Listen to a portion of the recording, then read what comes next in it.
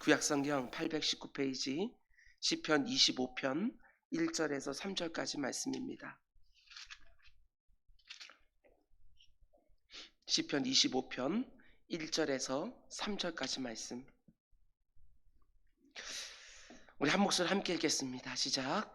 여호와여, 나의 영혼이 주를 우러러 보나이다. 나의 하나님이여, 내가 주께 의지하여 싸우니 나를 부끄럽지 않게 하시고 나의 원수들이 나를 이겨 개가를 부르지 못하게 하소서. 주를 바라는 자들은 수치를 당하지 아니하려니와 까닭 없이 속이는 자들은 수치를 당하리이다. 아멘, 아멘. 우리 잠시 기도하겠습니다. 사랑해 주님 감사합니다.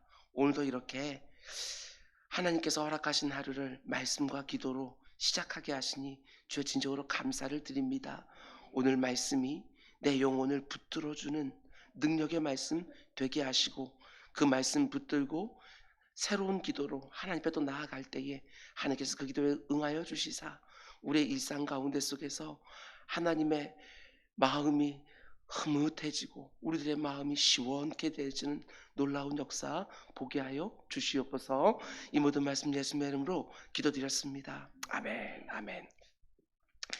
먼저 말씀을 드리면 문병국 장로님은 월요일날 보람의 병원에 잘 입원하셔서 어제부터 오전과 오후 재활치료 이렇게 시작했다는 거 여러분께도 말씀을 드립니다. 그리고 어제 여러분들이 기도해 주셨던 대로 우리 김묵희 권사님이 윤민 집사님 모시고 세브란스 병원에 입원하기를 원했는데 요즘 자리가 잘 나질 않아서 확답이 없었는데 또 기도 가운데 어저께 잘 입원을 했습니다. 그래서 기도해 주신 여러분 모두에게 감사드린다고 김옥희 권사님이 말씀해 주셨습니다. 우리 건강에 어려움 겪고 있는 우리 지체들을 위해서 계속해서 기도해 주시기를 부탁을 드립니다. 아멘.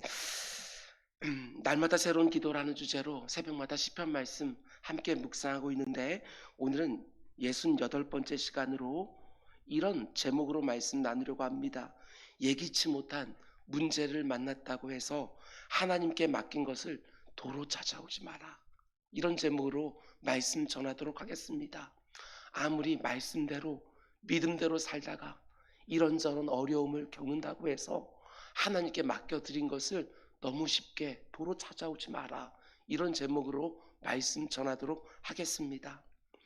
오늘부터 시편 25편 말씀을 묵상하려고 하는데 이 말씀에서 저는 좀 오랫동안 머물려고 합니다.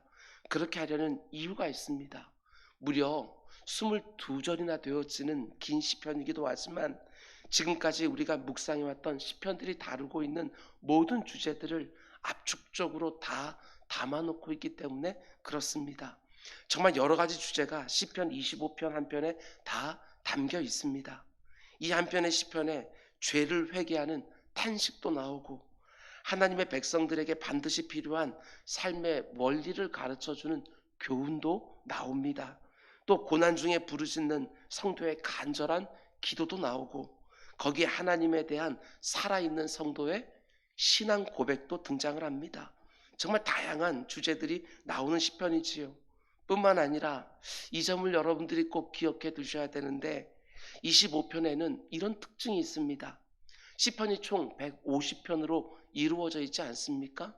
근데 시편 1편 말씀을 전체 시편의 서론에 해당된다 이렇게 말하는데 우리가 오늘부터 묵상하려고 하는 이 25편 말씀은 시편 1편의 후속편 혹은 적용편 이렇게 말할 수 있는 시편이기도 합니다. 워낙 우리가 잘 알고 있는 시편이니까 굳이 찾으실 필요도 없을 것 같은데 시편 1편 말씀 보면 악인의 꾀를 쫓지 아니하고 죄인의 길에 서지 아니하고 오만한 자들의 자리에 함께 앉지 않는 자가 복이 있다. 이렇게 먼저 부정의 형태로 말씀을 줍니다. 그리고 곧바로 이어서 여호와의 율법을 즐거워하며 주야로 묵상하는 자에게 복이 있다. 이렇게 긍정의 형태로 또 말을 해줍니다.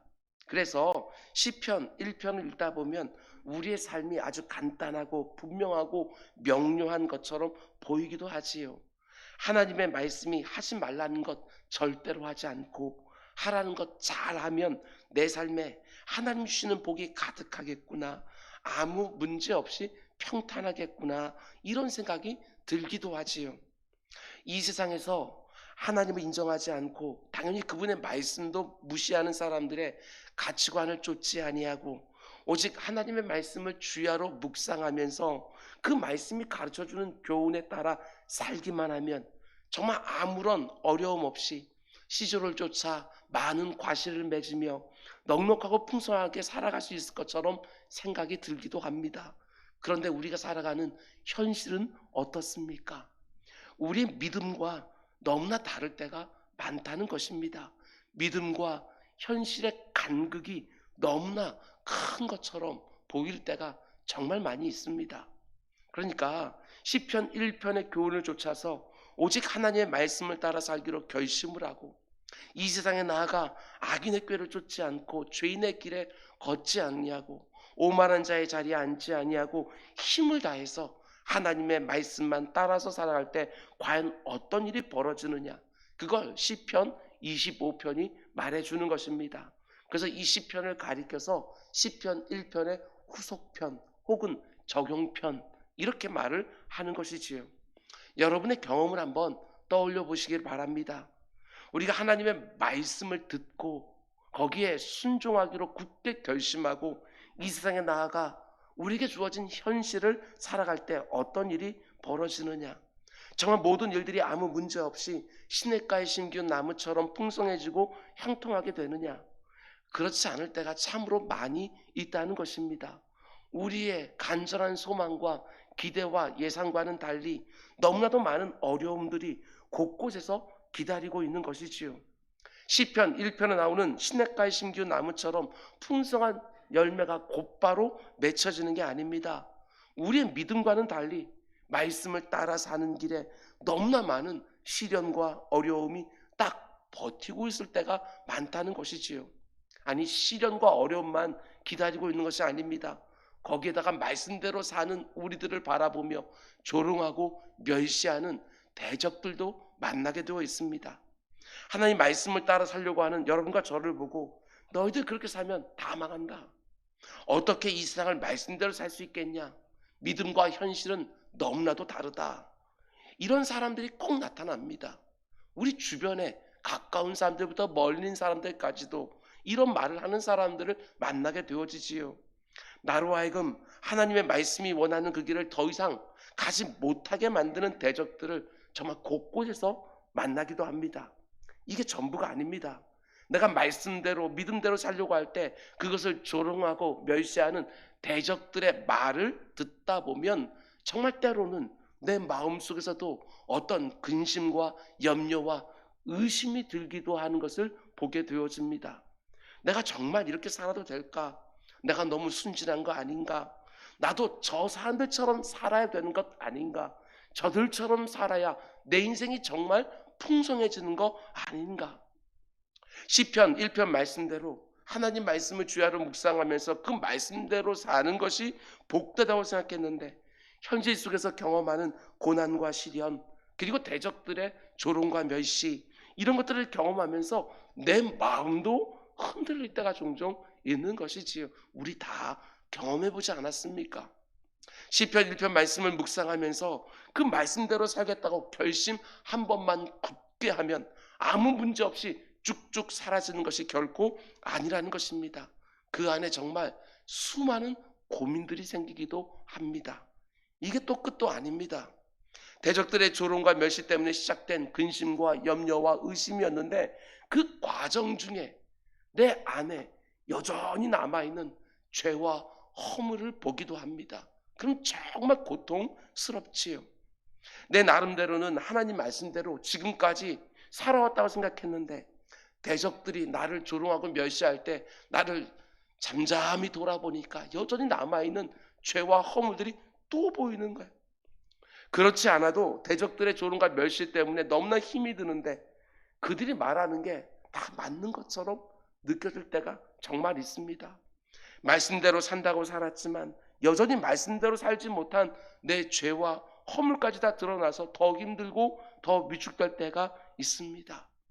우리가 흔히 말하는 것처럼 세상에 나아가면 대적들의 조롱과 멸시 때문에 내 심령이 위축되어지고, 교회에 오면 내 안에 있는 신앙 양심의 송사 때문에 죄책감이 들기도 하는 것, 정말 어느 편에도 제대로 속하지 못하는, 세상에 나아가서 말씀대로 살지 못해서 너무나도 힘이 들고, 교회에 오면 말씀대로 사지 못했다는 것 때문에 죄책감이 들기도 하고, 정말 말씀대로 살아가다가 총체적인 난국을 당할 때가 정말 한 번씩 있습니다. 그럼에도 불구하고 시편 25편 말씀을 보면 우리에게 어떻게 하라고 하나님은 다윗을 통해서 보여주십니까? 저는 이 모습이 너무나도 도전이 됩니다. 얼마든지 불평하고 원망할 수 있지 않습니까? 도대체 이게 뭐냐고. 하나님 말씀대로 살면 시절을 쫓아 풍성한 과실을 맺으며 복된 삶을 산다고 얘기하는데, 왜 내 삶에 이렇게 시련과 고난이 많냐고, 왜 이렇게 대적들의 조롱과 멸시는 그치지 않느냐고, 내 마음속에 드는 이 근심과 염려와 의심은 또 뭐냐고, 아니 여전히 내 안에 보이고 있는 이 죄와 허물을 보면서 내가 도대체 변한 게 뭔지 하면서 의구심까지 드는, 그런데 다윗은 어떻게 합니까? 하나님 앞에 오히려 한 걸음 더 들어가지. 그 흔들리는 마음을 부정하지 않습니다. 속이지 않습니다. 그 흔들리는 마음을 붙들고 하나님께 더 바짝 들어가서 더 간절히 부르짖게 하는 것. 이것을 시편 말씀을 통해서 우리는 계속해서 보는 것이고, 또한 시편 25편 말씀을 통해서 또 한번 확인할 수 있습니다. 정리해보면 시편 1편 말씀을 듣자마자 기쁨으로 받았습니다. 그런데 그 말씀대로 살아가는 길에 정말 시련과 고난이 너무너무 많습니다. 대적들의 조롱과 멸시도 있고, 내 안에 염려와 근심과 의심도 들기 시작하고, 그러다가 내 안에 있는 죄와 허물도 보는 것이지요. 그래서 다윗이 어떻게 합니까? 이런 상황이 되면 하나님 말씀대로 사는 길을 얼마든지 포기할 수도 있을 것 같은데, 오히려 그 순간에 하나님 앞에 더욱 바짝 들어가서 더 간절히 부르짖기 시작하는 것이지요. 그래서 어떻게 되었느냐? 이게 바로 시편 25편의 결론 부분입니다. 다시 시편 1편 말씀대로 살기로 더 굳게 결심하고, 자신의 결심대로 그렇게 살 수 있도록 하나님의 도우심과 은혜를 더 간절히 구하기 시작하는 것이지요. 저는 이런 생각이 들었습니다. 그렇지, 이게 바로 성도들이 이 땅을 사는 방식이지.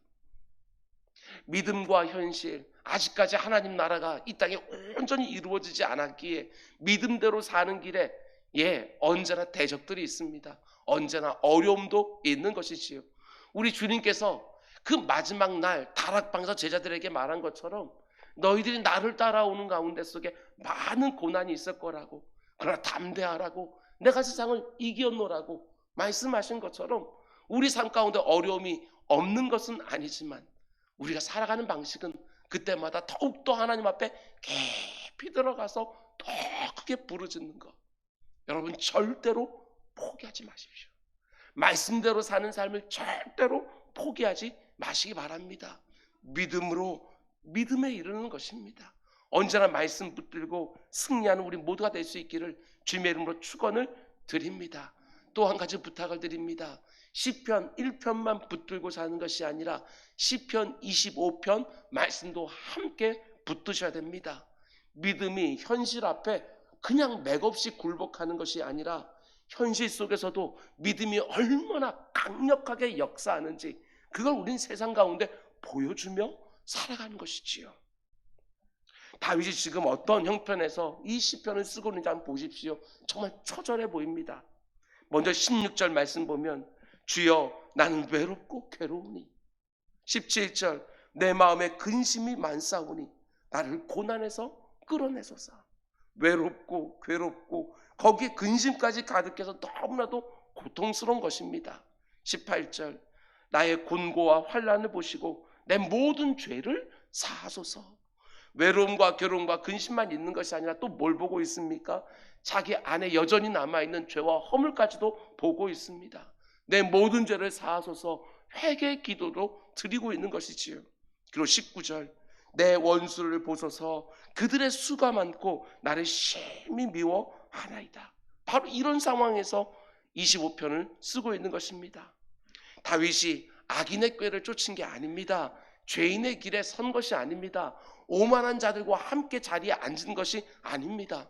오직 하나님 말씀대로 살려고 하는데 그 앞에 뭐가 기다리고 있습니까? 외로움과 괴로움과 근심이 있고 거기에 자기 안에 있는 죄와 허물까지 보이고 대적들은 너무나도 많습니다. 바로 그런 자리에서 시편 25편 말씀을 써내려가고 있는 것이지요. 그런데 그렇게 참담한 자리에서 다윗이 어떻게 하느냐? 이게 핵심이지요. 1절과 2절. 여호와여 나의 영혼이 주를 우러러 보나이다.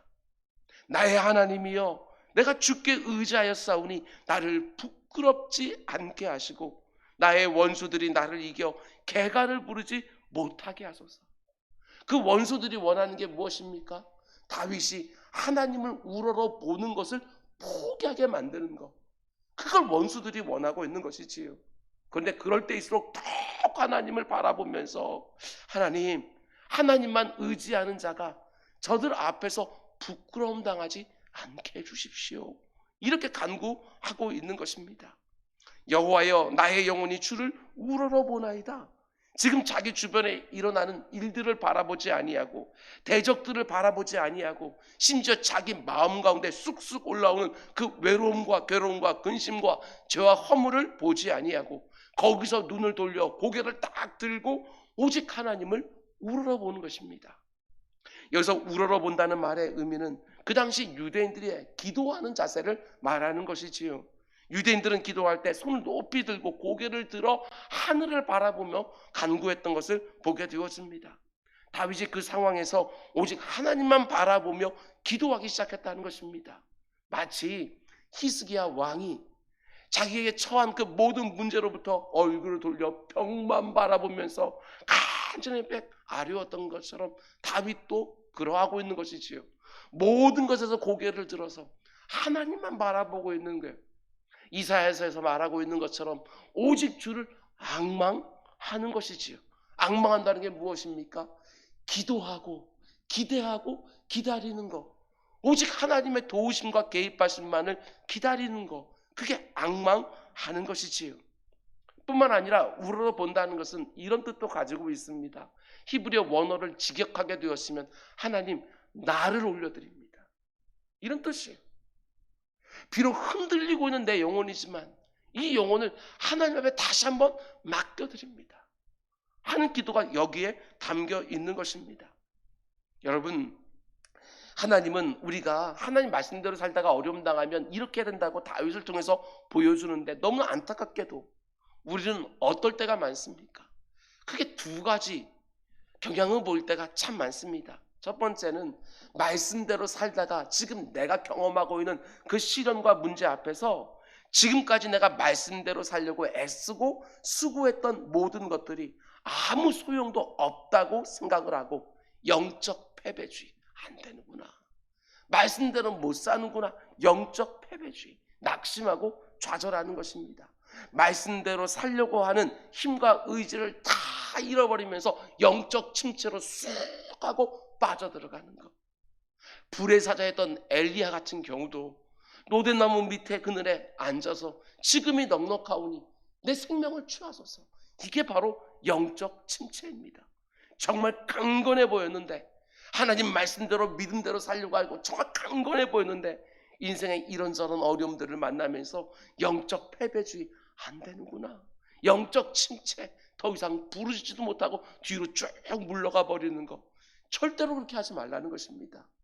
또 한 가지는 지금 내가 만난 시련과 문제에 막 휘둘리면서 마음까지 조급해져서 이것저것 그냥 내 스스로 막 시도해보는 거예요.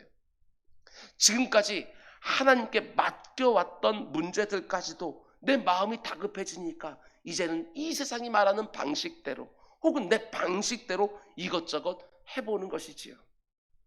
그런데 다윗은 그렇게 하지 않습니다. 그런 식으로 자기 닥친 그 상황을 다뤄내지 않습니다.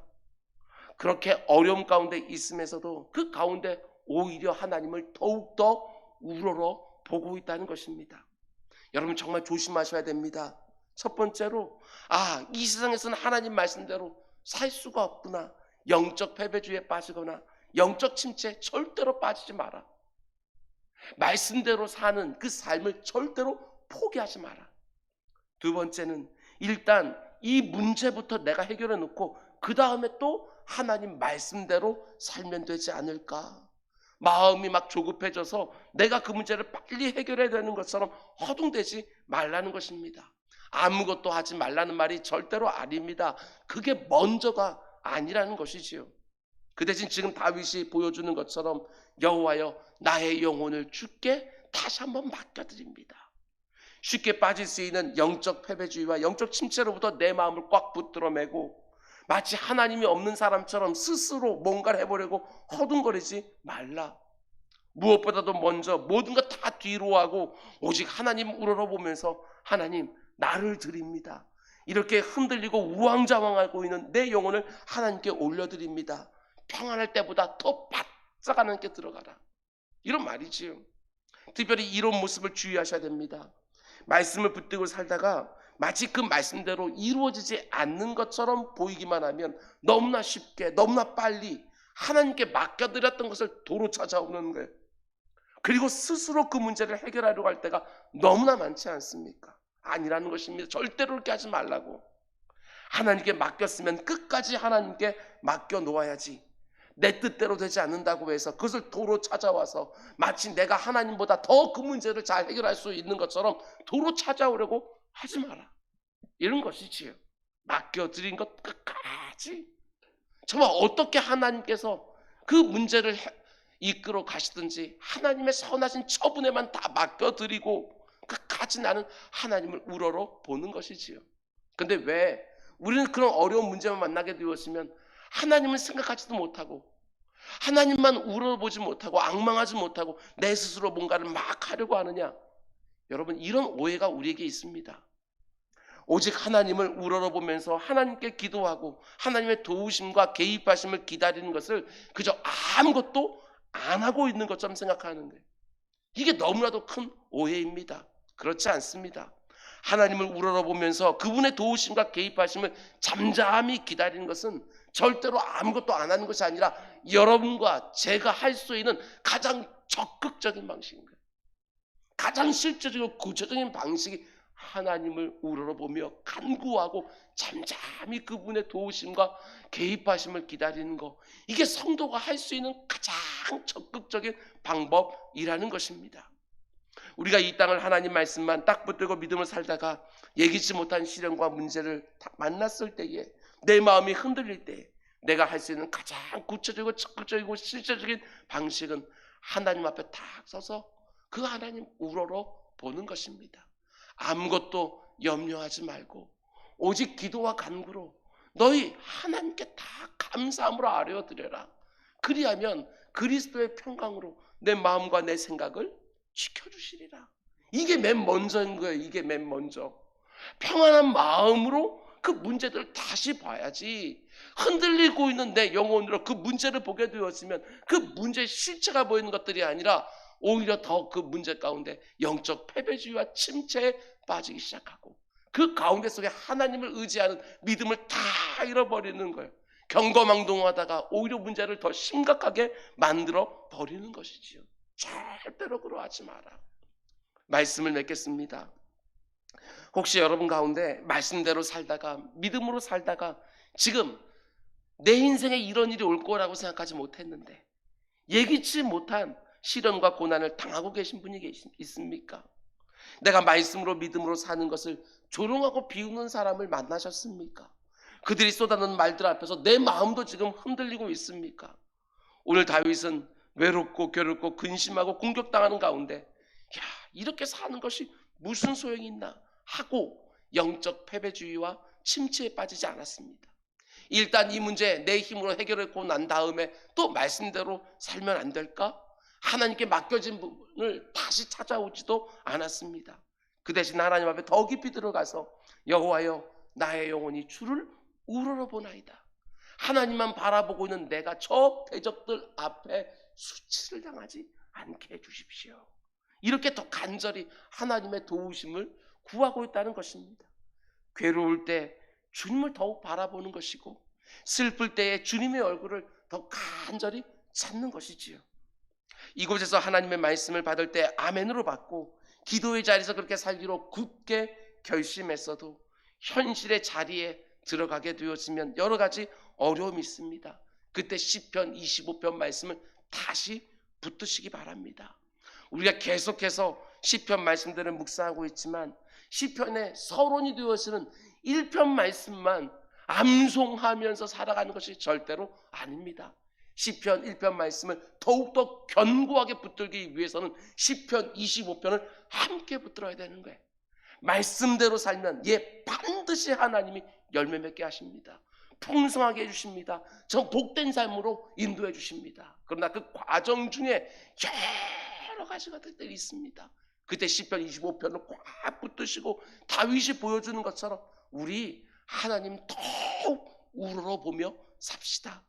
예기치 못한 문제를 만났을 때 절대로 낙심하여 침체에 빠지지 마시고 허둥대면서 하나님께 맡겨드렸던 것 도로 찾아오지 마시고 힘을 다해서 하나님을 더욱 바라보면서 기도의 자리에서 또 힘을 얻고 현실의 자리에서 주님과 함께 맞서 싸우며 끝내 승리하는 여러분 모두가 될 수 있길 주님의 이름으로 축원드립니다. 우리 기도하겠습니다. 사랑의 주님, 저 천국에 쑥 들어갈 때까지 이 땅 가운데 살아가는 데 속에는 정말 우리가 예상치 못한 일들이 계속해서 인생 가운데 벌어집니다. 그때마다 낙심하여 침체에 빠지지 않게 하시고 그때마다 허둥거리면서 내 스스로 뭔가를 해야 되는 것처럼 착각하지 않게 해주시고 정말 지금까지 우리 인생의 문제를 해결해 주셨던 그 하나님 앞에 더욱더 바짝 들어가 우러러보며 앙망하며 기도하며 기대하며 하나님 앞에 온전히 내 영혼을 올려드리는 우리 모두가 다 되게 하여 주시옵소서. 오늘 이 새벽에도 흔들리는 내 영혼을 주님께 딱 붙들어 매고 일상으로 들어가 그 주님이 나를 위해 예비해 놓으신 일의 역사를 볼 수 있도록 주님 인도하여 주시옵소서. 이 모든 말씀 예수님의 이름으로 기도드렸습니다. 아멘.